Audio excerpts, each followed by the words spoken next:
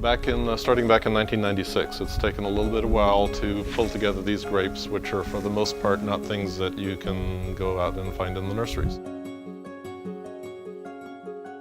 If you do an experiment, sometimes you have to be prepared for an answer being no.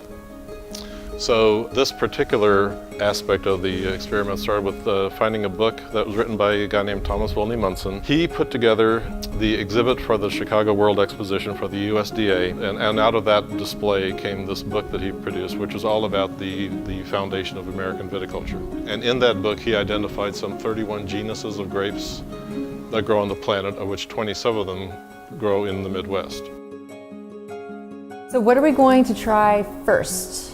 Well, I guess the tradition is we do some whites and then we do some reds. Okay. One of my favorites is the Hidalgo, which, well, you tell me what you think. So where do these grape names come from? Because they're so fun. Munson, he bred so many grapes that he ran out of names. So for a while he was naming them after himself and members of his family, and so there was the Mrs. Munson, there's R.V. Munson, there's T.V. Munson, there's Neva Munson, there's Fern Munson, and then the maiden names, his middle name was Volney, so there's a grape called Volney. It's a really interesting aroma. It sort of reminds me of smoked salmon, and there's like an oily.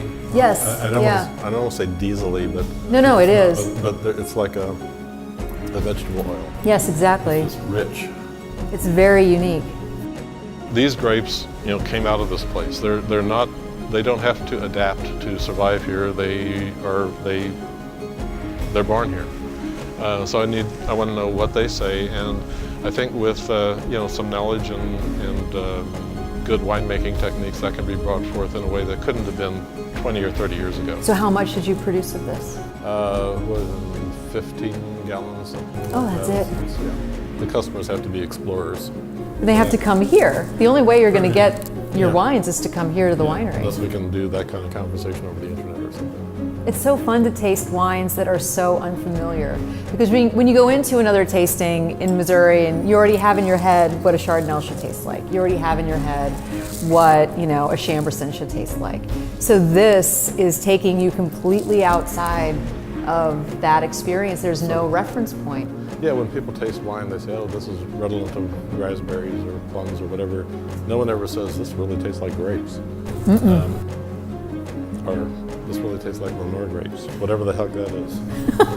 But it's good. It is good. So besides the grapes and the variability there's the variability of the winemaking and what comes out of those grapes. And that's the journey that we're just starting to embark upon. We've seen in general the progress that Missouri wine has made. So I want to kind of apply that here. But I would hope that by establishing the identity and articulating what some of these grapes can be, that others would pick up on it, and there would be something more of an indigenous thing that people could be proud of.